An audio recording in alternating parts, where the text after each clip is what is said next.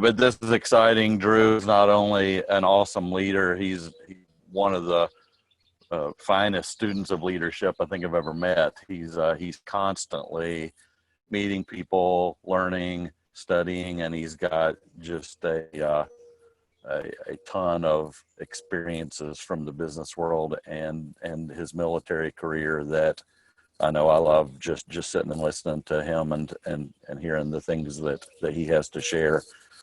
Probably start off and just tell us a little bit of the background of Drew, the kid. When did Drew know he was going to go to West Point? You know, what were your early influences and early leadership influences, and what took you on that journey? Randy, I can't thank you enough for letting me do this. I really, it means a lot to me. As you said, I absolutely am blessed by not only the leaders I've had in my past, but most of the people in here that I've engaged with. Some of these people I haven't, but the people in here that I've engaged with, I find incredibly exciting to learn from them.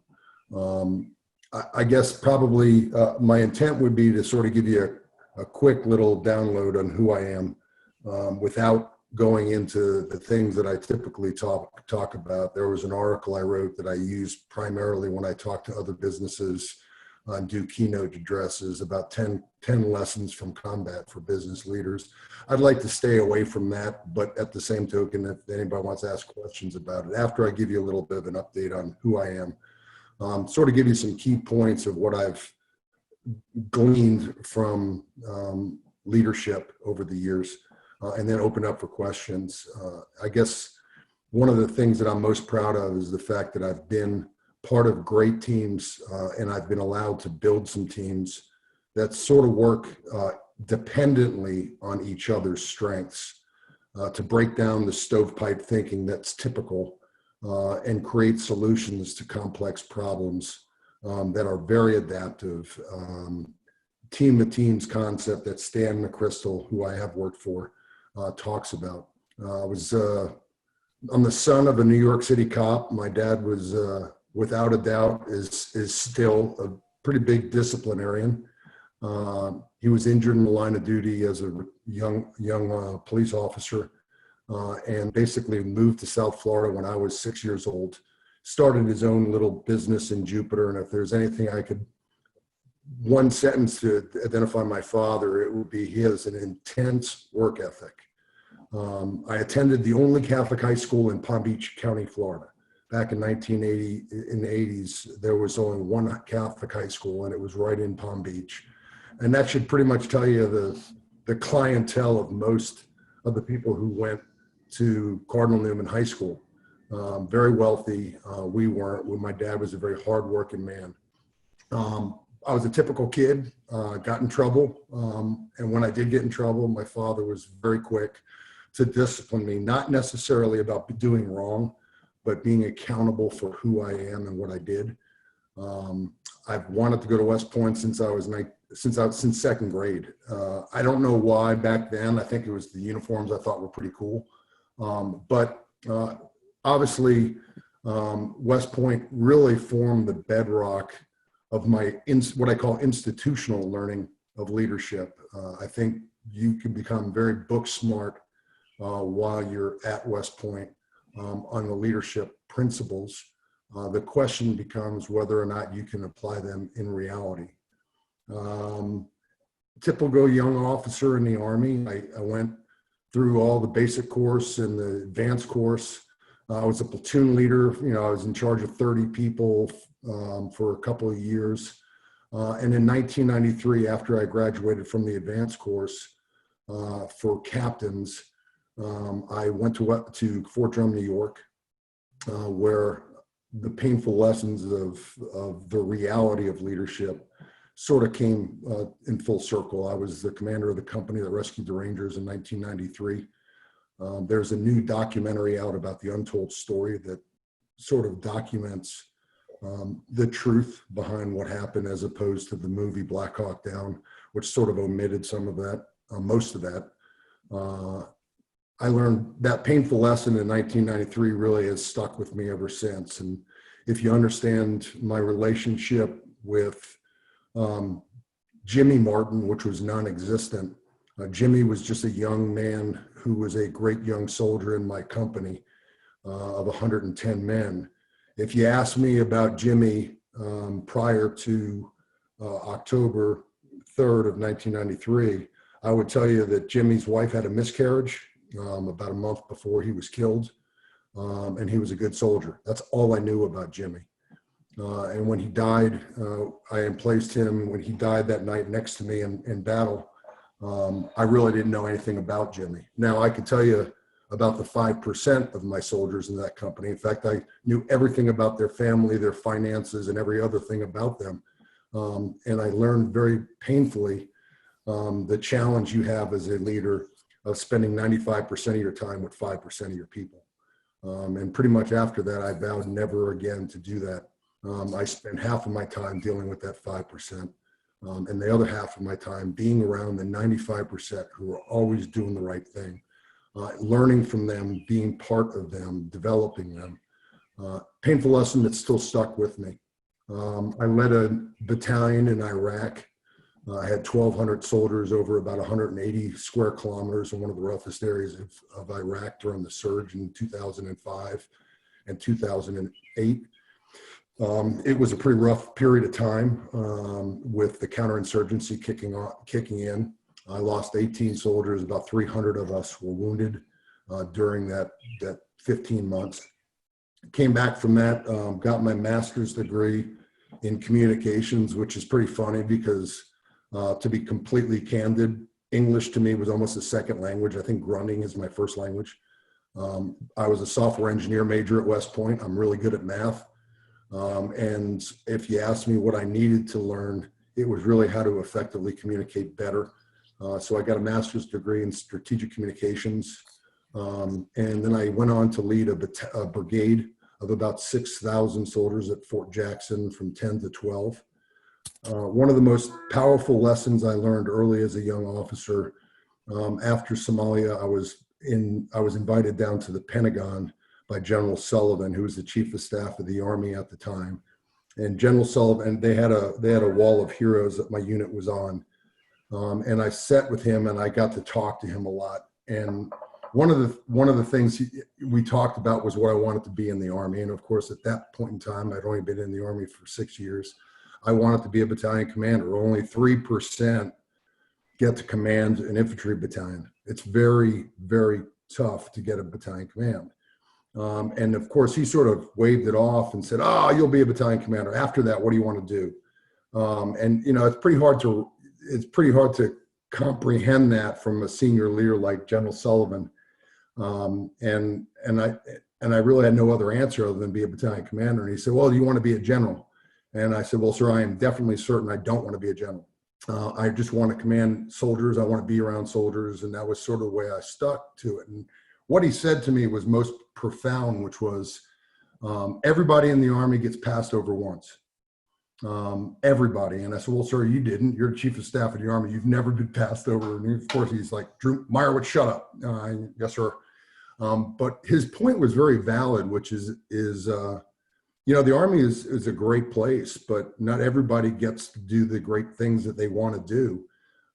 And that comment from him in 2010, that right after I took my brigade command, you know, very few get to command a brigade, much less a battalion.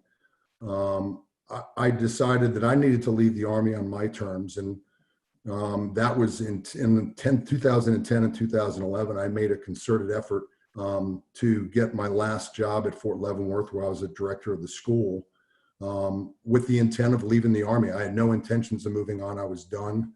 I got out of the Army after 28 years. I could have done some more years, but I really wanted to be in business. I wanted to do something new.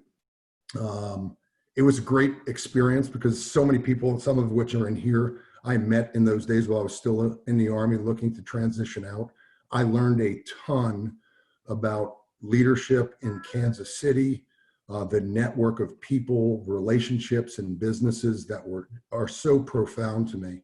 And it was also funny because everybody sort of looked at me crazy, like this Florida kid is retiring in Kansas City. So it really worked out well for me.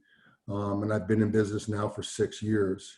So that's sort of my story. What I will tell you is there's some key points on leadership, and I challenge every one of you all to poke me real hard on any of these that you disagree with or even want more information on, because these are things that I just sort of look at as a leader, and what's important, because I don't think leadership is all rainbows and unicorns. In fact, it's just the opposite. Leadership is about all asking and not all knowing. So many leaders I've seen in my life who think they know everything. And it's really not about knowing everything. It's really about asking the hard questions and developing a team of people who give you the unvarnished truth. I'm a fallible leader. I have screwed up just as much as everybody else. I'm human. I make mistakes. I learn from them. I get up, I dust myself off, and I do it again. I think self-reflection is critical. You can always do better. I think that's self-reflection is a very hard trainable skill that you've got to be very objective about what you do well and what you don't do well. Another key point, and I don't think anybody here would dispute it, but culture is everything. It's not process, it's not procedure, it's not manufacturing lean principles, it is culture. It's values-based, it's people-focused, it's purpose-driven. And as a leader, I think you have to recognize the fact that you live in a glass house. Everybody looks at you, not just what you say, but what you do. And my answer to that is always the same, which is I only answer to one person. That's the person I look at in the mirror. So if you answer to yourself and not the pundits, I think you are much more set up for success in building a strong team that gives you unvarnished answers to tough challenges. I think being tireless is in the personal and professional development of your people and your team is critical. It's exhausting. As I said, leadership is not rainbows and unicorns. I think Joel said something last week that I absolutely loved, and I sort of twisted on it a little bit, because I think the truth of the matter is being a leader requires you to be a pressure junkie. I get it's an adrenaline rush to me. I think it's a privilege that you should never run from. Tough decisions are yours and yours alone to make. Don't fear them, but respect them. But I think he's 100% right in what leadership is all about, and it's being a pressure junkie. I also believe in adversity, there's only 3 reactions, whether it's just the people or as a culture. Individually, people do three things when they're faced with adversity. They're either going to fight, they're going to flee, or they're going to freeze. And what I will tell you is that I think you can only fix 2 of those. And the third one, you can't positively identify in people. But I think values are part of it. Yes, you can train people to not freeze. You can train people to fight, but you can't train people not to flee.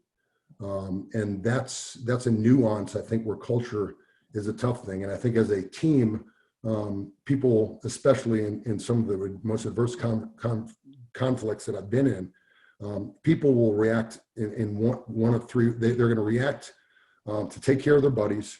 They're going to react to take care of their organization. And they're going to react because they don't want to let their history down. Those are the 3 things that people will do in an organization when it comes to adversity. I think you need to demand radical candor, and you need to teach your team to demand it back, especially as a leader. When you have hard conversations with your people about what they need to do to improve, they've got to see that as an opportunity for somebody who is trying to help them move forward and do more for themselves. So many of my former bosses and mentors in my life have given me the unvarnished truth of what I needed to work on. And you can freeze, you can flee, or you can fight. So I think radical candor is critical to your value stream. There's a lot of hand-wringing in leadership. The Army teaches us mission first, people always. It gets pretty crazy out there when the mission and your people are put in positions where they may not make it home. But I think mission first and people always is a phenomenal phrase that the military uses in understanding the balance between mission and people. And if there's the last point before I let you all ask any questions you want would be, if experience has taught me anything in this world, is that people really don't surprise you. I think as a young kid, I think my ideals got in the way a lot. And I'm pretty idealistic. In fact, I'm very idealistic, and I fail just as much as I succeed in that. But the truth of the matter is when somebody lets you down, you saw it coming. When people, and I would argue that just because somebody lets you down doesn't mean you don't continue to trust people to do the right thing, because I think people in the end will always do the right thing, assuming that you stick to the same value. I'm a huge Jack Welch fan. So with that, I hope that's enough of a background on who I am. And I would love to hear all your all's questions. Colonel, I called you Colonel. Sorry, Drew, but I can't help myself. What would you say are the common attributes that run across that most leaders possess, in your opinion? Frank, your point is, I really appreciate that question, because I think most of my perspective is going to try to focus on the last 6 years, but my experience, leadership is about humility. Leadership is about always self-reflecting. Leadership is about gaining more and more insights from the people who work with you. And I say with you, so many leaders want to sort of sit above and look down. I think you have to fight from within. Commanding a company of soldiers in Somalia during the battle was fairly easy, because every one of my 100 people saw me running around doing my thing. It gets a lot more complicated if you have 1,200 people over 180 square miles for people to see you doing the right thing. So you have to be part of the solution, not part of the problem. And sometimes the best way to get answers is to ask the hard questions at the lowest level of leadership to sort of figure out the way forward. The challenge with that is always, leadership is about leadership isn't when everybody agrees with your decision that you was being brilliant. Leadership is always about when half of your people say go left and half your people say go right. And no matter what decision you make, half your people think you're an idiot. So I think some of that is the tactical patience as a leader, to be humble but yet confident that you are making the best decision with the information available. I hope that answers the question. Probably most everybody here has worked with business leaders or managers who become paralyzed with the decision-making process, the analysis by paralysis. And so if I can't decide, I just ask for more data, ask for more data, ask for more data. And that's a way to just keep kicking the can down the street and never really be forced to make a decision. But in Untold Story, there were a lot of fascinating times where you were forced to make a decision and all the options looked bad. Nothing looked positive, but to just stop and be paralyzed wasn't an option. What's that process you go through to make decisions under duress? And is that teachable or is that gut? It's a great question. I chuckled as soon as you said that, because I thought, Bill David and I are still very close. He is continuing to be a mentor to me. Bill David was my battalion commander. He was in Somalia. I think part of it can be taught. The challenge I would have with teaching people is there's a lot of people who can talk a book. There are very few people who actually live a book. I've watched great leaders not only talk the talk but walk the walk. That is a very admirable trait. So in crisis, you've got to visualize, describe, and direct as a leader. If you can't visualize where you're going, it's pretty hard for you to describe what you want and direct people to act accordingly. And I think being, as a young kid, being thrust into a pretty crazy situation, the only thing we could visualize was an Army culture of we never leave a soldier on the battlefield. It was that simple. Bill David talks about it brilliantly, and he described that to us. We were not going to leave those Rangers to die. And the ones that were dead, we weren't going to leave them there.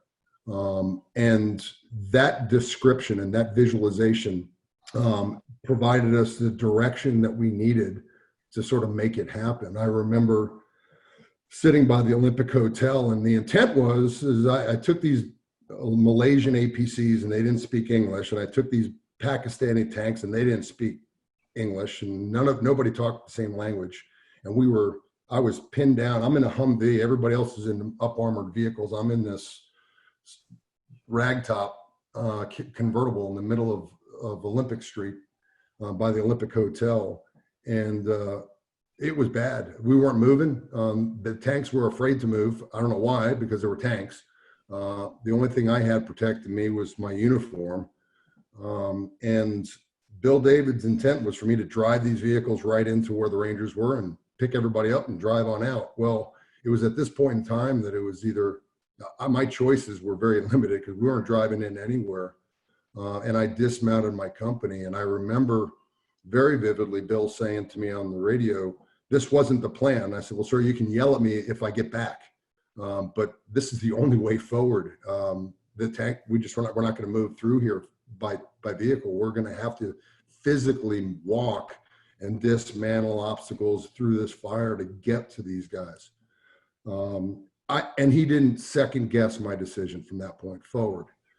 So visualize, describe, and direct is a really simple term to assess where we're at in adversity. The question becomes really, how do you do that? How do you train an organization? How do you train yourself to do that when you are under a lot of stress? And that's why I think you can't build, adversity does not create culture. It reveals it.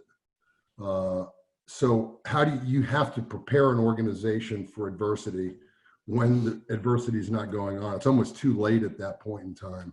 Now, I'm not saying an organization who has a poor culture can't survive adversity. What I'm saying is it's a lot harder. And I can't imagine some of the challenges that people are facing right now and recognizing that they've got to fix some of their cultural challenges in this crazy times of economic downturn.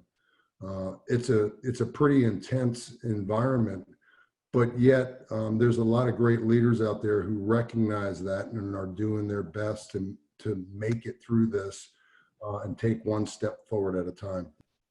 Different venues for leadership. I'm interested in the differences that you perceive. So military, business, and family.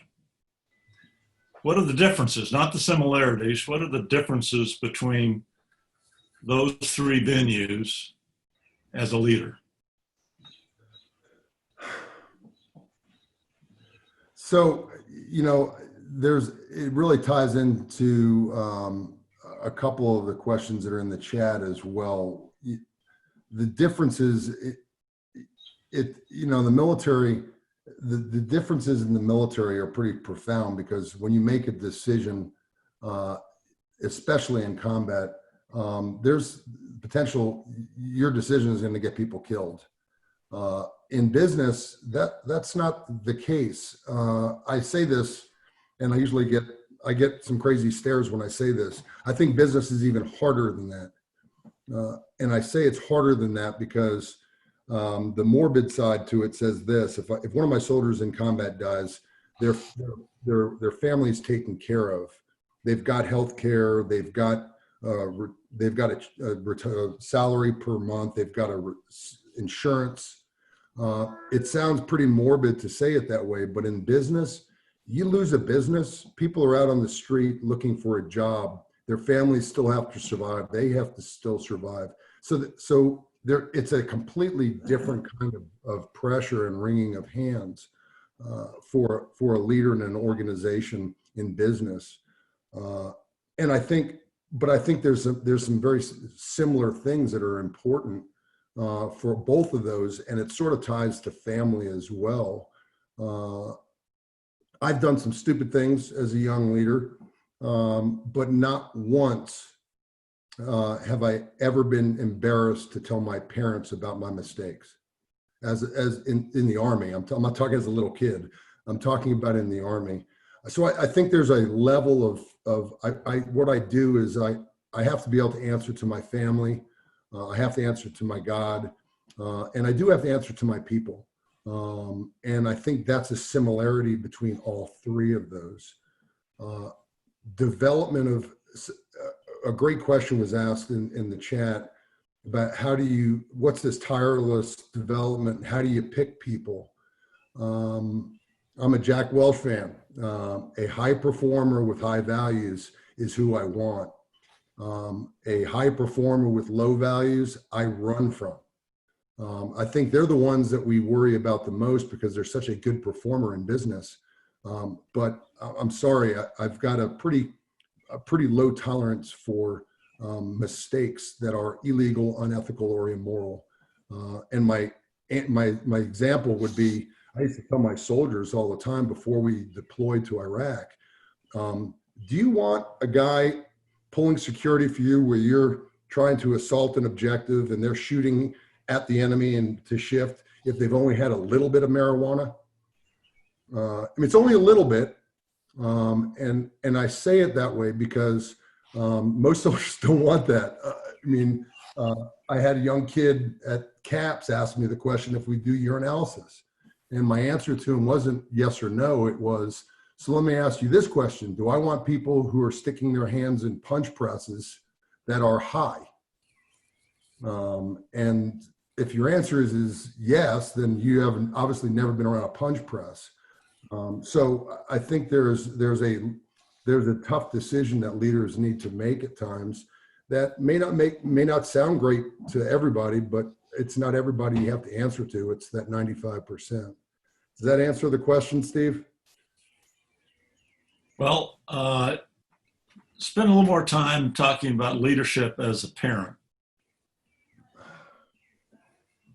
That's a hard one for me because I've failed as much as I've succeeded.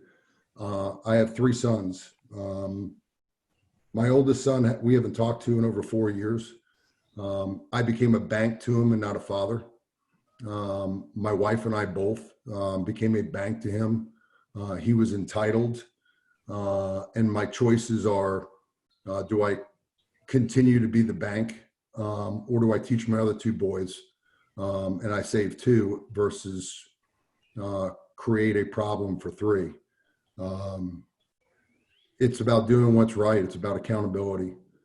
It hurts that we haven't talked to him in that long. It is what it is. But, it made my relationship with my other 2 sons much stronger, much more tied to what's important in life, which is family, and much more tied to them doing what's right when nobody's watching. They are both doing great. My middle son is killing it in business out in Fort Wayne, Indiana. Loves what he's doing, works hard. He has phenomenal work ethic. And my youngest son is a mini beast, finishing up, has 1 more semester at Missouri State before he joins the Army as an officer. So they're great young men. And the challenge is would have it turned out better if we continued to be the bank versus a parent to our oldest son? That's the truth of it right there. I've been reading the Jeffrey Pfeffer book, Leadership BS, and one of the things he brought up is the difference between the values of the people whose leadership we value and who we call leaders, and then the values of some of the people that end up in high-ranking positions in organizations. And I'm curious, as I think we all agree that that's a reality, that there are non-leaders in leadership positions. And I'm curious how you work with those people, whether they be peers or above you in an organization. I learned at a pretty young age that tough love is better than no love. And likership and leadership are two different things. Most of my bosses, I respected the hell out of because they held me accountable. And they saw things in me that I didn't necessarily see in myself. How do you apply that in your own development as a leader years later? How do you pick, how do you find the way to help people that sometimes don't recognize their biggest faults? So it's a tough question, because I think there's a lot of challenges that you have in the development of others, and not everybody is marked. It's funny, even in business, business is probably worse at it than the military, and the reason is the military has a selection process for moving up. If he's a great squad leader, he might be a great platoon sergeant, but there's always trips along the way. I think we take this young kid who's doing great in X, he loves doing X in business, and say, well, because he's doing great there, I'm going to make him a leader to do this. And we haven't given him the tools.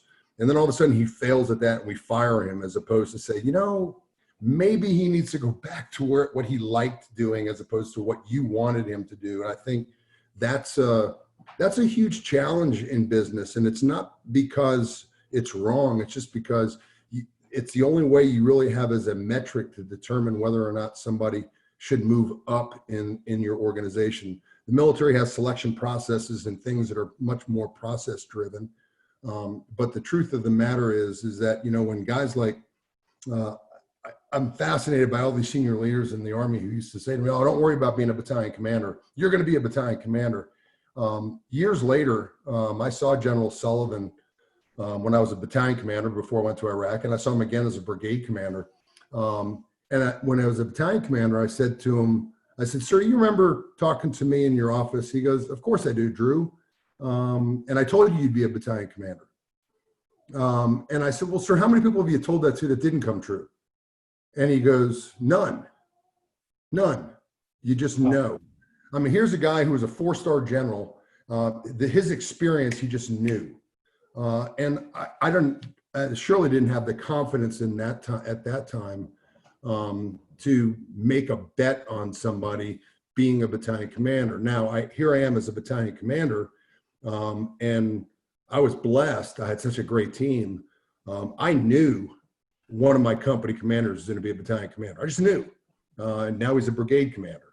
I just knew my XO was going to be a battalion commander, and he was. I just knew that my S3, the operations planner, was not going to be a battalion commander, and he wasn't. So how do you equate that to confidence but not arrogance? When you figure that out, please let me know. But it's a valuable blend. I do come across very confident, but nobody sees the hand wringing that I do every single day. The person I talk to in the mirror in the morning is pretty painful to talk to, because I know him really well. And he struggles just like everybody else with decisions and thoughts and things that are going on. So it's a great question. It really is. I hope that answered it. Yeah, thank you very much. Good morning, Drew. Thanks for your presentation today. So I'm just curious, what were the challenges in making the transition from the military to the business world? I'm sure there were a lot of differences. What were the challenges in that? And just out of curiosity, what kind of business did you first transition to? Thank you, Michelle, for that question, because first of all, the struggle is real. It's been 6 years and I still struggle. Now, I say it that way because even in the Army, the transitions between jobs, and I switch jobs literally every 12 months, pretty much in the Army, with the exception of 2 times. When you get selected to command a battalion or you get selected to command a brigade, you get 24 months in that job. Those are the only two. Everything else is subject to the Army and what their needs are for you. So the transition from the military to business was painful, to be nice. It was painful because I think the Army misses the boat in its own arrogance to think that it's got the answer about leadership. I think it's painful because the business world is arrogant to think that it's got all the answers for leadership.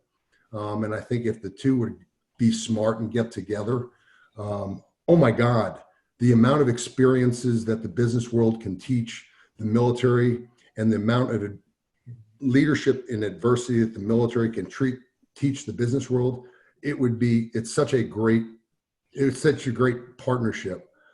So that was sort of the way I went about with my transition. It wasn't about to find the job. It was to build relationships and to understand Kansas City. And I think that's why we picked Kansas City as where we wanted to land. I didn't hope for a job and we would move anywhere. I wanted to focus on an area that I thought matched with the value stream that I wanted. There's a book called What Color is Your Parachute that I used to sort of help me negotiate that in my own mind. I've been around so many great leaders that are radically candid, tough love, brilliant men and women who always gave you the unvarnished truth. The military doesn't have too big of an appetite, at least the people I've been around did not have too big of an appetite for making you feel good if it wasn't about making you perform. I felt good when I performed. Then sometimes I make a joke of Mark Milley. Mark Milley is our chairman of Joint Chiefs of Staff, former chief of staff of the Army. I worked for him when he was the G3 in Hawaii, the lead planner in Hawaii. His boss was Bill Caldwell, who was retired 3-star, and Jim Dubik was the division commander, who's a retired 4-star. All three of them alone are just wickedly, wickedly smart men. And Mark Milley would come in to where I was working and he would have something that needed to be done. And my inbox was always about this high. There was always tons of things for me to do. And next to me was another major who had an inbox, had nothing in it. And Mark would walk in and go, look at both inboxes and go, Meyerowich, and I needed this done. And one day I sort of said to him, I said, sir, you're killing me here. I've got all these things to do. And yet, and he goes, if I would have given it to him, he would have lost it. Drew, the best way to tell you I think you're doing a great job is to give you more work. So that's sort of the mindset that I sort of grew up in. And I'm always looking for more work. I'm always out there. That's just sort of who I am. I think in the business world, at least my initial impressions, I'm a little bit, my wife will tell you that I have a tendency of exhausting people.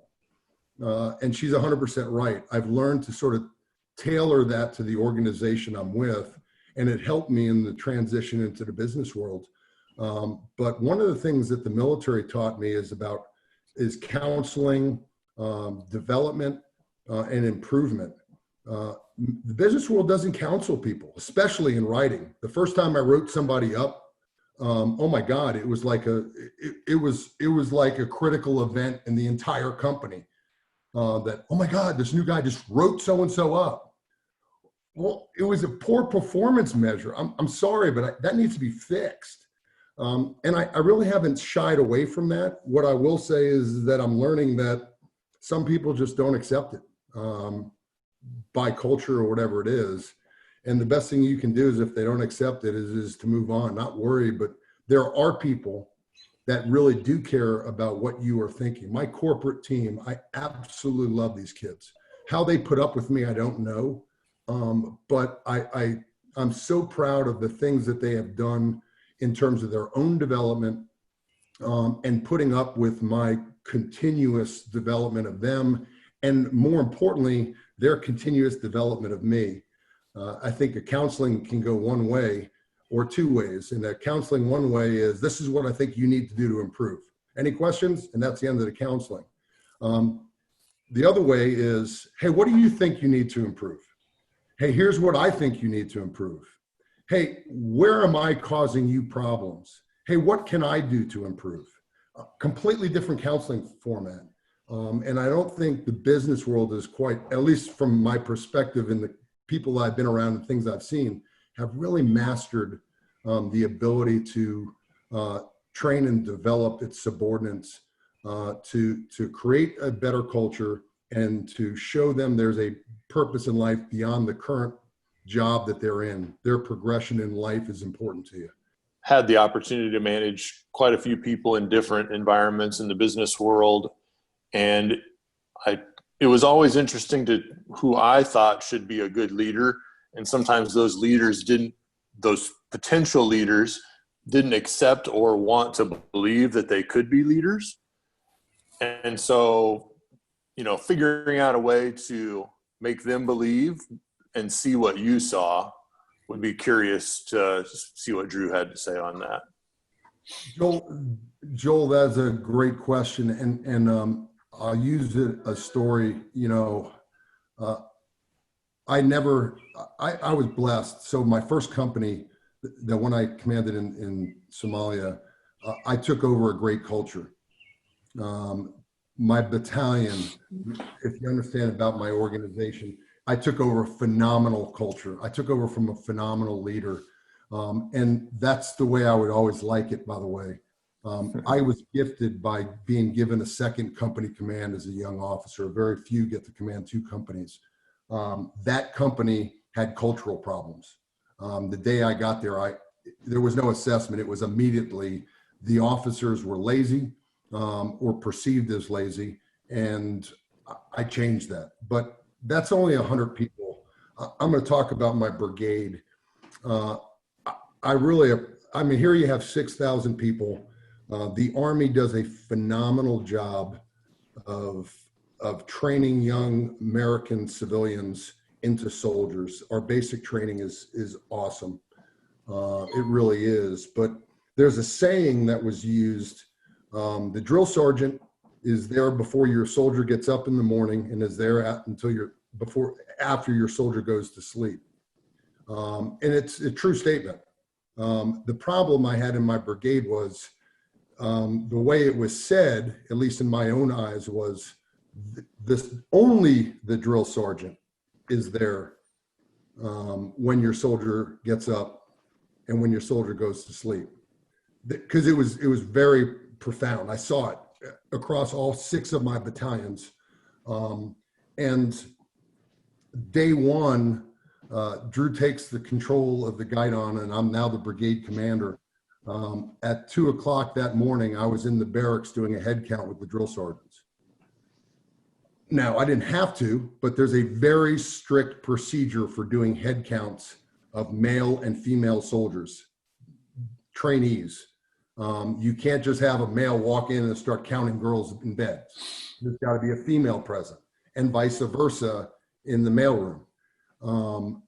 And day one, I started doing that. At that point in time, Foursquare was a big thing. I used technology. I created, for all of our training sites, for all of my battalions, I literally created hotspots for Foursquare. And I would check in as I was getting there. It's amazing how many of my drill sergeants started watching Foursquare. And I didn't want to surprise them, because what immediately started happening is all of a sudden Drew Meyerowich was popping up out of trees everywhere at all hours of the day. And the answer that I saw coming was he doesn't trust us because he's always here. And my counter message to that was I always loved catching people doing the right thing when nobody's watching. I used it against them in that sense. So I would check in on Foursquare and I'd go into classes. One day I sort of checked in on Foursquare and I walked into the class, and as you walk in the back of the class and everybody's facing forward, and there's a drill sergeant giving a class to these basic training soldiers in the front. And the drill sergeant who's in the very back of the room presenting, doing the slides and things, she whispers in a loud voice, "Big birds in the house." And And I was already there. And of course I whispered in her ear, I said, am I yellow? It was a surprise, but I think they learned to expect me being there. And more importantly, they demanded that I was there, and I started hearing more from them about their struggles. And then I started, and oh, by the way, when the brigade commander is always around, guess what happens? The company commanders and the battalion commanders and all the other junior leaders start being present more.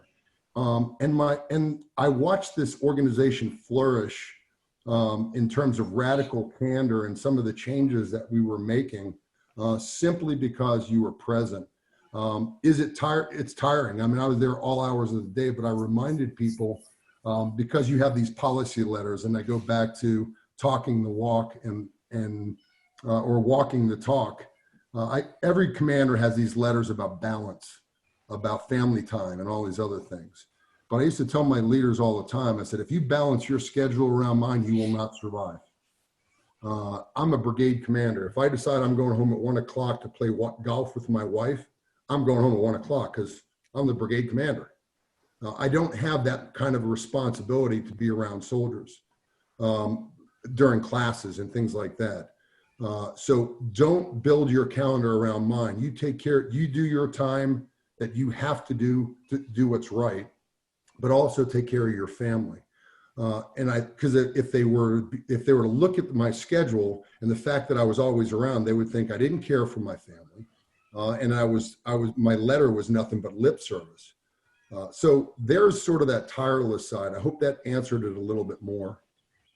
When you said that about your kid, you said you don't know what you would have done. I've got a 13-year-old that I'm giving. I realized I think during pandemic, I've given so much, right? So I'm trying not to make that I want him to talk to me when he's older. You said you don't know which way you would have gone, but which way do you think if you would have known everything then that you know now you would have done? So I don't make that. So I make it different. Again, I answer to the person in the mirror, and my wife and I talk about this enough. I wouldn't have changed it. I don't want, I'm sorry.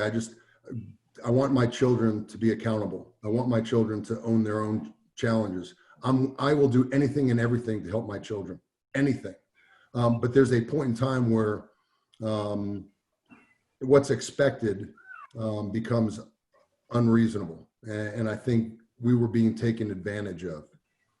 It's really that simple. You know, my middle son, when he moved out to Fort Wayne, that was a significant emotional event for him as well as for us. Here's a kid fresh out of college. Yeah, he doesn't understand bills. He doesn't understand this. We did everything we could, both financially and physically, to help him move.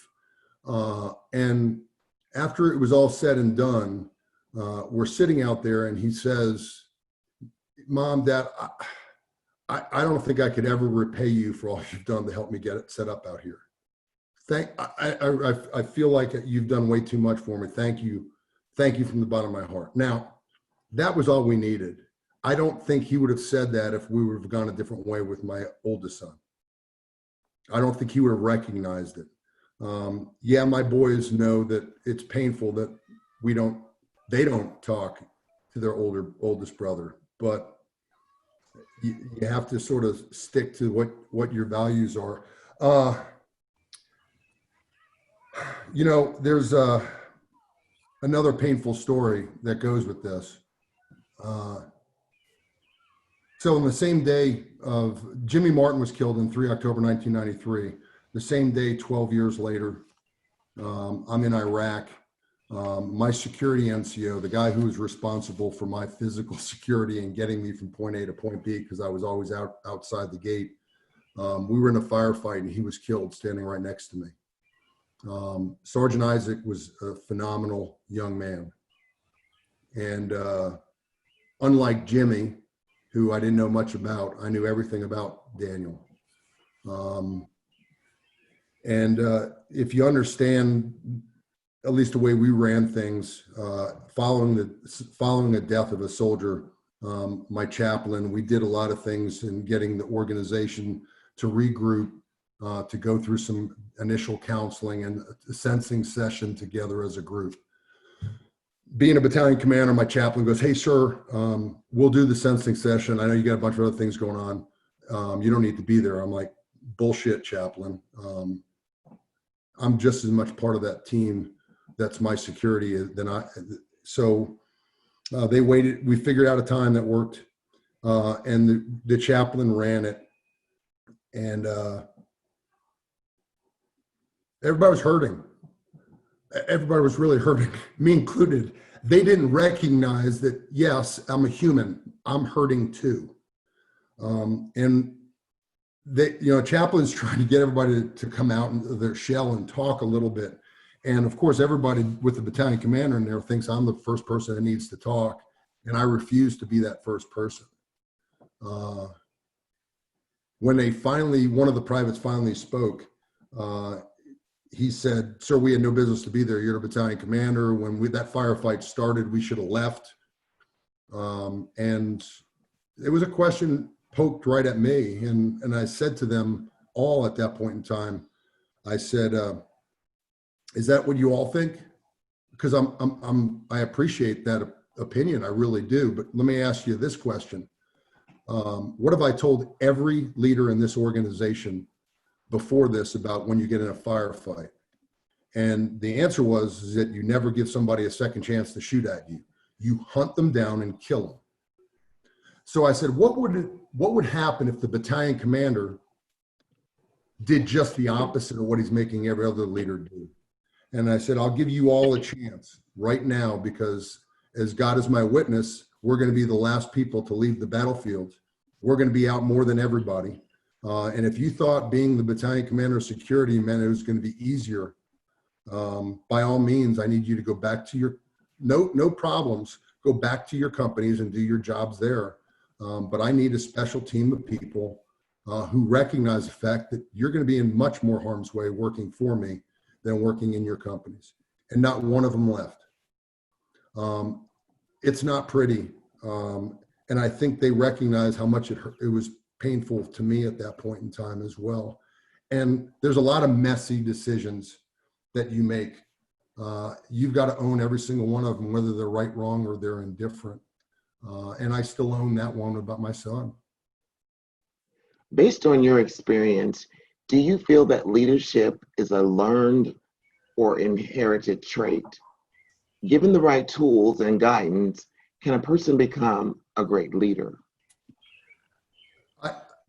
As a battalion commander, that's a question I used to ask my young leaders. So in my unit, we had a t-shirt with a wolfhound crest on it. And new officers who came to my battalion did not get to wear that shirt until after they did PT with me. And my PT session was pretty simple. We would do a 5 to 10 mile run. I wouldn't tell them how long we would go. And it was slow, but it was a talk. And then we'd get back from the run and we'd step on a scale, and whatever your weight was, you'd put that on a bar and you'd have to bench press that maximum amount of times. And we did a bunch of other things. Then they get to wear the t-shirt. And I would ask them the same question. And if they said it was learned, I would take the other side. Of course, they would switch, and then I would go back to the other way.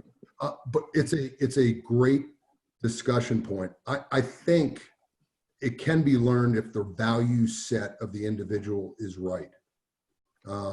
Now, I think there are great leaders that are illegal, unethical, and immoral. They've been able to create huge criminal organizations because of their leadership attributes. But I am very reluctant. I want to build a credible leadership team of values-based decisions.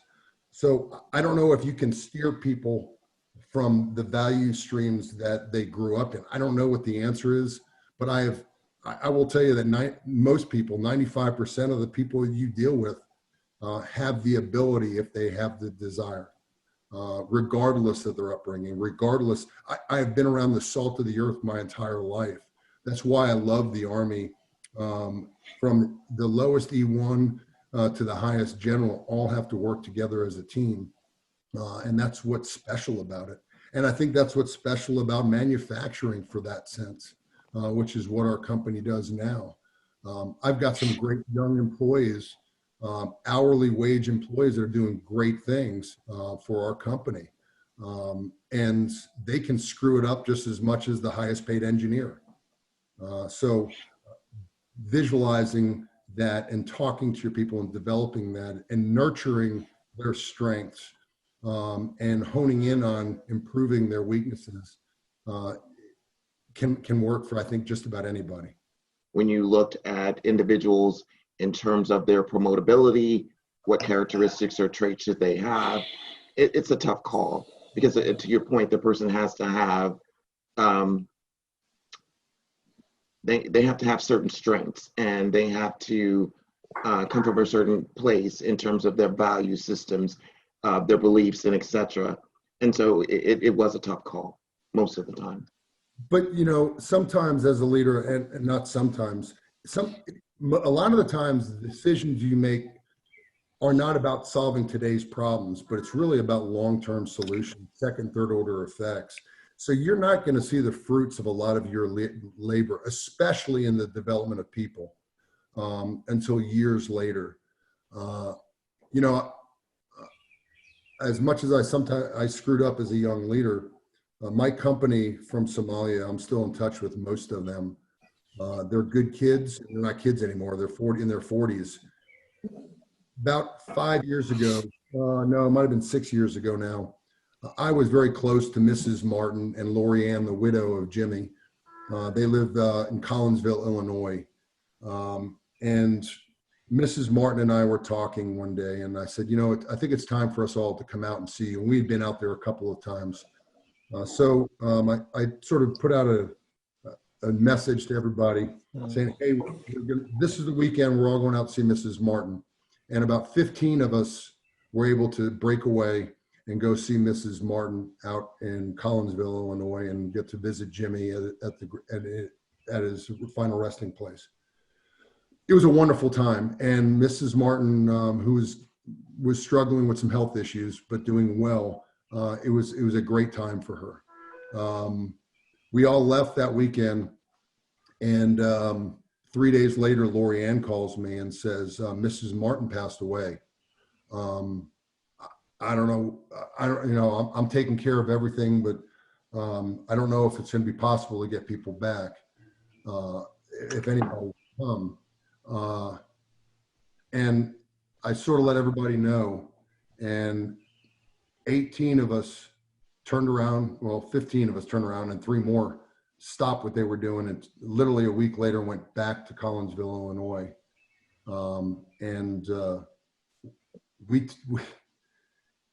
I was so proud of these guys because everybody was like, it's our job. You know, Jimmy was supposed to be here to put his mom to her final resting place. And since he can't be here, we are.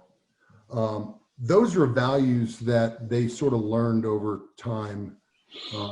And I think I had something to do with that. I'm not saying I had everything to do with it, but I had a lot to do with it. Before we left Iraq, I made it a point, and you know, I would give these crazy ideas to my people, and they would sometimes roll their eyes, but I want to speak with every soldier before they go home. We're getting ready to go home after 15 months. And it was not my job to figure out how to get everybody to talk to me. It was their job. And they made it out. They always made it happen, but I made it a point to talk to every soldier in groups of whatever the staff could put together to talk to them about redeployment and going home. And part of that is about doing the right thing when we get home. And I used to say, you know, people have 2 choices. There's 2 things they could say about us when we get back. Man, those wolfhounds are getting in tons of trouble out in fights and bars and things like that. Yeah, they went through a really rough time in Iraq. Or they could say, you know, for those guys in the wolfhounds who went through such a hard time, we don't ever hear anything about them having discipline problems out at bars and clubs at night. So the choice is yours. But what I will tell you all is this. And in our conference room, we had all 18 of our soldiers who were killed, pictures of them up on the wall. I said, if you go home and get stupid and get yourself killed because you do a DUI or something else, if you think I'm going to stand up on a stage at your memorial service and put you in the same category of these 18 individuals up here, it ain't going to happen. Do what's right. You're a wolfhound. Professionalism. I wasn't even home. I was the last to leave my base. I was on one of the last main flights home, and I land in Germany, and I get a phone call from my rear detachment guys.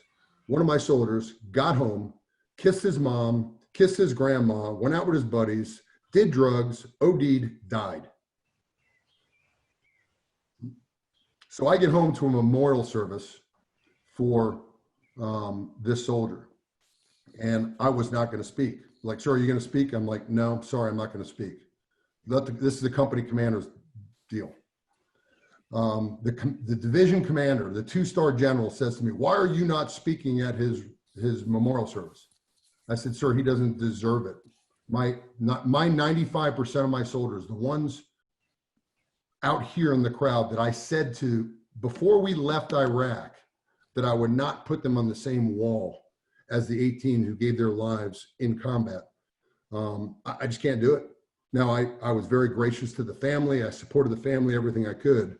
And there was a lot of my young soldiers, I think, were sort of torqued off that I didn't speak at his memorial service. Then, today, most of them would say just the opposite, which is I stuck to the values that I spoke so highly of them and our organization. So I hope that resonates a little bit with tough, messy decisions that you make as a leader. You made a point back earlier that it would be great if the military and the business world got together on some of the things that they were doing, because we could learn from each other. And I think they're there. I think there have been some really good things, and you've done them, and that impressed me. For just as soon as you said that, I went, well, he's been doing it. I think that melding of philosophies has been occurring. It's not something that's front stage, and you're sure not going to hear HR directors, or you're sure not going to hear CEOs sitting around the table and going, man, I did this thing that I really wish I hadn't have done, when they could have learned something from a person such as yourself by saying, man, I did this and it was catastrophic, and I'm trying to work through it. You know, all I can do, and I immediately thought of Tom Guthrie, who was my commander when I was a young major after a rough year. And Guthrie was still is a phenomenal mentor of mine. You can only fix your own foxhole. Now, as a battalion commander, you have lots of foxholes that you can fix. And I try not to, I don't ever put myself in somebody else's boots. That's for damn sure. But from my boots, I will do everything I can to meld together the leadership experiences that are in this group here and the experiences I've had in the military. But I will say that the Army and there's a lot more we can do. Our system of teaching at Leavenworth needs to change. Our system of teaching in the real world needs to change too. Look what's going on right now in Zoom and all these other things. You have to be adaptive, and I don't necessarily like Zoom. I'm a hugger. I want to be around people, but it is what it is, and I'm able to adapt to it, whether I like it or not. You're kind of on the cusp of putting that information together, or getting that information out, that there are ways to be successful as a leader, and there are ways to be unsuccessful as a leader. Now it's your choice. One thing I'll just add to this is that this is not a military only problem. This is the business world too. And I say that, let's get the military out of it for a second. I want somebody who has 15 years of experience in our brand of manufacturing.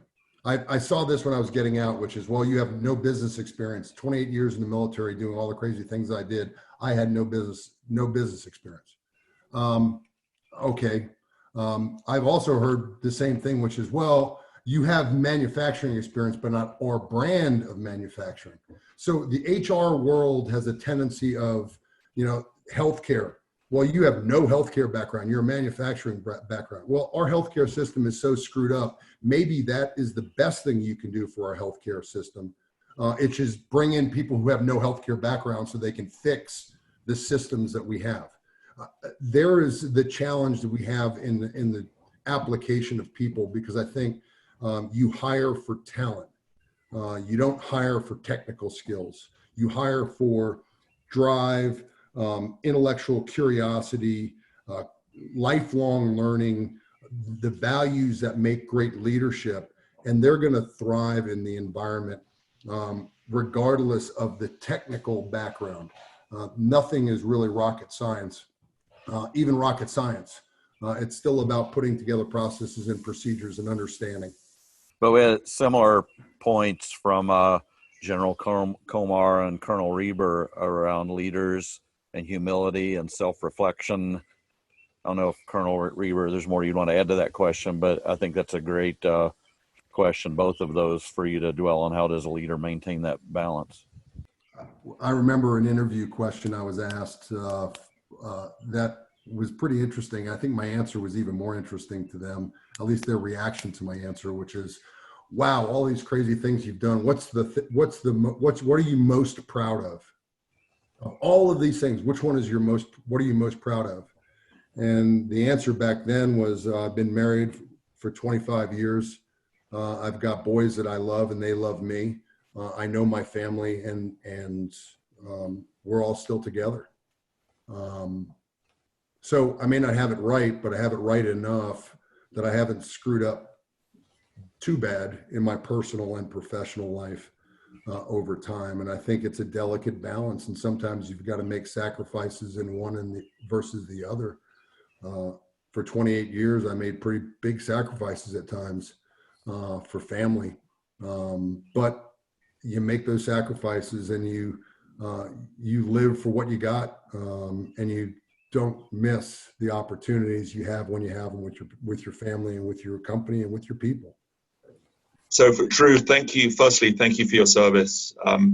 So here's my question. So many business leaders have prioritized short-term balance sheets over their organization's sort of long-term business prospects and financial health. They've arguably been too quick to cut headcount and investment despite the kind of disproportionate opportunity costs of future talent acquisition and development efforts and market opportunities. Drawing on your military experience, how would you advise other business leaders to balance the medium and long term with short term pressures, given leaders are not always rewarded in real time? I had this exact same conversation yesterday with a business leader, and about, we're in crazy times right now. And it's a balancing act between short-term and long-term and goals for an organization. Yeah, I understand balance sheets. Yeah, I understand culture. The challenge becomes literally what we were talking about is the short-term losses. How long is it going to take for the economy to rebound? Understanding some of the geopolitical things and some of the readings that I've done from financial experts. Are we going to see a V? Are we going to see a flat line, slow growth? What are we going to see? Well, if any of us can answer that question, we're probably in the wrong line of business, and we ought to be doing stock market stuff. That being said, if you create an organization, what I find fascinating is when times are tough, organizations seem to be much more well run than when times are great. Money's out there. We're just sort of, and what you find is that you're willing to accept mediocre in good times. And as soon as things get a little bit tough, the mediocre people rise to the top, and they're the first things we want to get rid of. Well, I have a problem with that, because if you're not counseling them all along, how did they know they were mediocre? How do they know what they were doing right, wrong, or indifferent? How do you work with them? So long-term needs of a company, and I've witnessed some great things in our own company with culture in this crazy times. Our production staff and our manufacturing who can't work from home trust us. It's a scary responsibility that they trust us. We can't let them down. Cleanliness, providing supplies so that they're safe, having very candid conversations with them about expectations. If you're sick, stay home. Don't come to work thinking that we will be honest with us. You got to take care of the team. It's amazing how much culture can sustain that. Will there be a time our balance sheets are too tight? I don't know. But this is why leadership can't be making decisions simply based on what they think. I am not omnipresent, and I'm surely not perfect.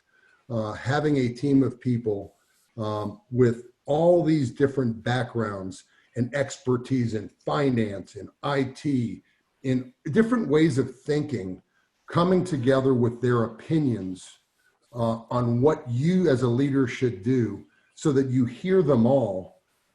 But when the decision is made, they walk out of there knowing their opinions were valued, their opinions were heard, and the decision was made that was best suited for the team.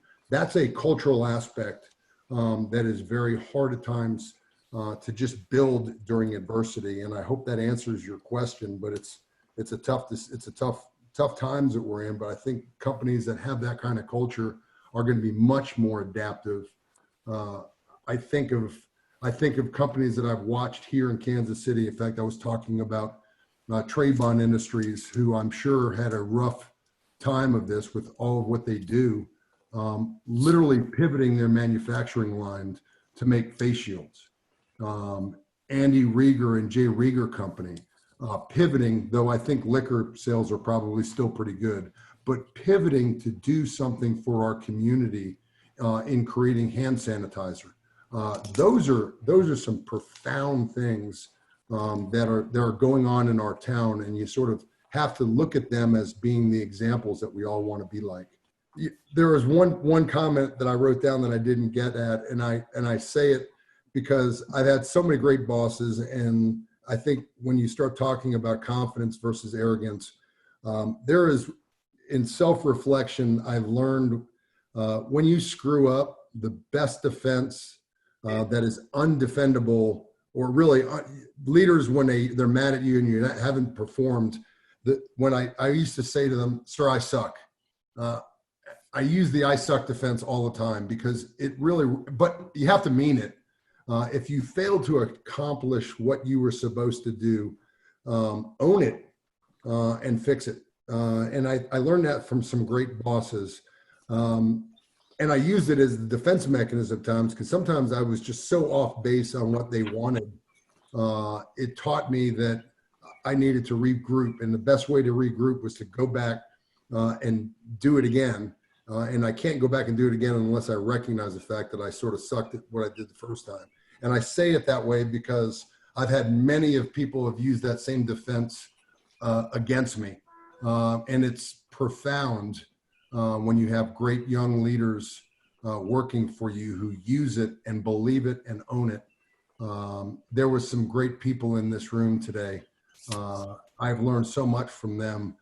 I think it's important to note one of them in particular. She's no longer in here, but Katie is the spouse of my executive officer from Iraq. They're here in Kansas City area as well. And Brian and Katie are more of a mentor to me personally than they would disagree. Brian has been such an inspiration to me. He was a young lieutenant for me in Somalia, and he was with me in Iraq as well. By reason, I pushed hard for that. But it's important to recognize when you find great talent and great culture, hold on to them for dear life. And it may not be for the best thing to do is send them off and do something somewhere else. but never, never, never let go of those people that tie to the value stream and the performance that you seek in other people. So I hope this was a great experience for you all. It was for me, and I do appreciate it. Awesome. Thanks, Drew. Thanks, everybody. Thank you Have a very good much. day. Thanks, Randy.